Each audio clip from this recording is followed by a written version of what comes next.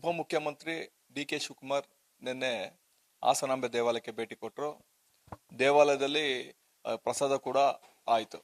ಅದಾದ ನಂತರ ಖಡ್ಗಮಾಲ ಸ್ತೋತ್ರವನ್ನ ಅರ್ಚಕರು ಪಠಣೆ ಮಾಡಿದ್ರು ಅಂತ ಕೂಡ ಹೇಳಲಾಗ್ತಿದೆ. ಇದಕ್ಕೆ ಸಂಬಂಧಪಟ್ಟಂತೆ ಏನು ಅರ್ಚಕರಿದ್ದಾರೆ, ಶಾಸ್ತ್ರಿಗಳಿದ್ದಾರೆ, ಅವ್ರನ್ನೇ ಮಾತಾಡ್ಸ್ತಾ ಹೋಗ್ತೀನಿ. ಸ್ವಾಮಿ, ಈ ಖಡ್ಗಮಾಲ ಸ್ತೋತ್ರದ ವಿಶೇಷತೆ ಏನು? ಯಾರು ಪಠಣೆ ಮಾಡ್ತಾರೆ? ಯಾವ ಕಾರಣಕ್ಕೆ, ಯಾವ ಇಷ್ಟಾರ್ಥ ಸಿದ್ಧಿಗೋಸ್ಕರ ಈ ಸ್ತೋತ್ರ ಅರ್ಚಕರು ಪಠಣೆ ಮಾಡ್ತಾರೆ? ಖಡ್ಗಮಾಲಾ ಸ್ತೋತ್ರ ಅಂತಕ್ಕಂಥದ್ದು ಪೂರ್ಣಮಯವಾಗಿ ಬೀಜಾಕ್ಷರಗಳಿಂದ ಕೂಡಿರ್ತಕ್ಕಂಥದ್ದು. ಇದನ್ನು ಉಪದೇಶವಾಗಿರ್ತಕ್ಕಂತಹ, ಗುರುವಿನಿಂದ ಉಪದೇಶ ತೆಗೆದುಕೊಂಡಿರ್ತಕ್ಕಂತಹ, ಅದನ್ನು ನಿತ್ಯೋಪಾಸನೆಯಲ್ಲಿ ಇಟ್ಕೊಂಡಿರ್ತಕ್ಕಂತಹ ಪುರೋಹಿತರು ಮಾತ್ರ ಅದನ್ನು ಪಠಣ ಮಾಡಿ ಅದರಿಂದ ಪೂಜೆಯನ್ನಾಗಲಿ ಪಾರಾಯಣವನ್ನಾಗಲಿ ಮಾಡಿದಾಗ ನಮಗೆ ಸಂಕಲ್ಪ ಅಂತ ಹೇಳ್ತೀವಿ. ವಾಂಛಿತಮ್ಮ ಕಲ್ಪ ಇತೀತಿ ಸಂಕಲ್ಪ. ಒಬ್ಬ ಕರ್ತೃ ತನ್ನ ಮನಸ್ಸಿನಲ್ಲಿ ಏನು ಅನ್ಕೊಂಡಿರ್ತಾನೋ ಅದನ್ನು ಅರ್ಚಕರಿಗೆ ತಿಳಿಸಿದಾಗ ಸಂಕಲ್ಪದ ಮೂಲಕ ಆ ಕ್ರಿಯೆ ಅವರಿಗೆ ಬೇಗ ಆಗಲಿ, ಅದು ಸಿದ್ಧಿ ಆಗಲಿ ಅಂತ ಹೇಳಿ ಮಾಡತಕ್ಕಂತಹ ವಿಶೇಷವಾದ ಪೂಜಾ ಕೈಂಕರ್ಯಗಳಲ್ಲಿ ಖಡ್ಗಮಾಲಾ ಸ್ತೋತ್ರವು ಪ್ರಧಾನತ್ವವನ್ನು ಪಡೆಯುತ್ತೆ. ಆ ಖಡ್ಗಮಾಲಾ ಸ್ತೋತ್ರ ಪಾರಾಯಣೆಯಿಂದ ಅಥವಾ ಪೂಜೆಯಿಂದ ಶೀಘ್ರವಾಗಿ ನಾವು ಅನ್ಕೊಂಡಿರ್ತಕ್ಕಂತಹ ಕೆಲಸದಲ್ಲಿ ಅತಿ ವೇಗವಾಗಿ ಅದು ಸಾಧಿಸಬಹುದು ಅಂತಕ್ಕಂಥ ನಂಬಿಕೆಯೂ ಇದೆ. ಅದರಿಂದ ಆ ಮಂತ್ರ ಪಠಣೆಯನ್ನು ಉಪದೇಶವಾಗಿರ್ತಕ್ಕಂತಹ ಆಚಾರ್ಯರು ನಿನ್ನೆ ನಡೆಸಿ ಪೂಜೆ ಪುನಸ್ಕಾರಗಳನ್ನೆಲ್ಲ ಮಾಡಿಸ್ಕೊಟ್ಟಿದ್ದಾರೆ. ಅದರ ಜೊತೆಯಲ್ಲಿ ನಾರಾಯಣಿ ಸ್ತುತಿ ಅಂತಕ್ಕಂಥದ್ದನ್ನು ಪಾರಾಯಣವನ್ನು ಮಾಡಿದ್ದಾರೆ. ಈ ನಾರಾಯಣಿ ಸ್ತುತಿ ಅಂತಕ್ಕಂಥದ್ದು ದುರ್ಗಾ ಸಪ್ತಶತಿಯಲ್ಲಿ ಬರ್ತಕ್ಕಂತಹ 11ನೇ ಅಧ್ಯಾಯದಲ್ಲಿ ಬರ್ತಕ್ಕಂತಹ ಒಂದೊಂದು ಶ್ಲೋಕಗಳು. ಆ ಶ್ಲೋಕಗಳ ಮಂತ್ರಾರ್ಥಗಳು ಒಂದೊಂದು ಶ್ಲೋಕವು ಒಂದೊಂದು ಅರ್ಥವನ್ನು ಸೂಚಿಸ್ತಾ ಹೋಗುತ್ತೆ. ಅಲ್ಲೇನು ಅಂತಂದ್ರೆ ಸರ್ವಸ್ಯ ಬುದ್ಧಿರೂಪೇಣ ಜನಸ್ಯ ಹೃದಯ ಸಂಸ್ಥಿತೆ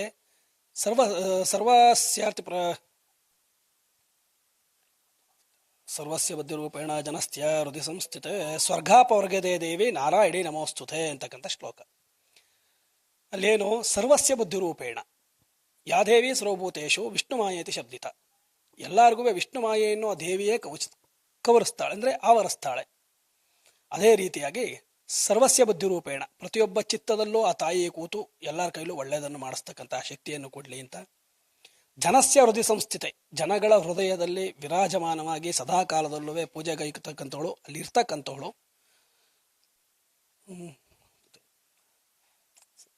ಅಂತಹ ಆ ನಾರಾಯಣಿಯ ಚರಣ ಕಮಲಗಳಲ್ಲಿ ಸಾಷ್ಟಾಂಗ ಪ್ರಣಾಮಗಳನ್ನು ಮಾಡ್ತೀನಿ. ನನ್ನ ಅಪರಾಧಗಳನ್ನು ಕ್ಷಮಿಸು ತಾಯಿ ಅಂತ ಕೇಳ್ತಕ್ಕಂಥದ್ದು.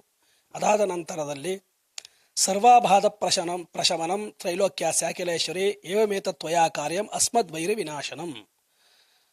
ನನ್ನ ವೈರಿಗಳನ್ನು ವಿನಾಶವನ್ನು ಮಾಡಿಕೊಡು ಅಂತಕ್ಕಂಥದ್ದು ಅಲ್ಲಿ ಬರುತ್ತೆ. ಆ ವೈರಿಗಳು ಯಾರು ಅಂತಕ್ಕಂಥದ್ದು ಮೊದಲು ಅಂತರಂಗ ಬಹಿರಂಗ ಎರಡನ್ನೂ ನಾವು ಯೋಚನೆ ಮಾಡಬೇಕಾಗ್ತದೆ.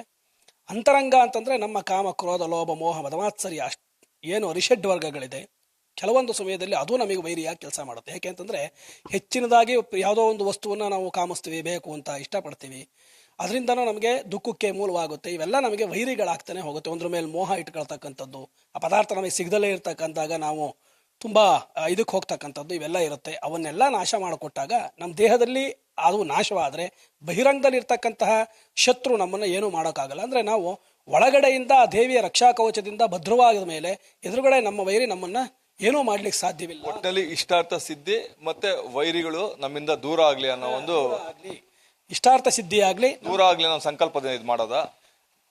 ಏನು ಅಂತಂದ್ರೆ ನಮ್ಮ ಇಷ್ಟಾರ್ಥಗಳು ಬೇಗ ಅತಿ ಬೇಗ ನೆರವೇರಲಿ, ಶೀಘ್ರಾತಿ ಶೀಘ್ರದಲ್ಲಿ ನೆರವೇರಲಿ, ಹಾಗೂ ನಮ್ಮ ವೈರಿಗಳಿಂದ ನಮಗೆ ಯಾವುದೇ ಕೆಡಕು ಆಗದಲೇ ಇರಲಿ.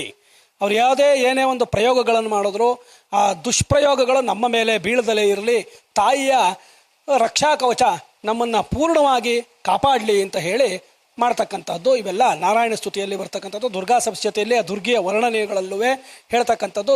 ಆ ಮಾಂದುರ್ಗೆ ನನ್ನನ್ನು ಕಾಪಾಡೋ ತಾಯಿ ಅಂತ ಕೇಳ್ತಕ್ಕಂತಹ ಒಂದು ಇವೆಲ್ಲ ಶ್ಲೋಕಗಳಾಗಿರುತ್ತವೆ. ಅಂಥದ್ದು ನಿನ್ನೆ ನಡೆದಿದೆ.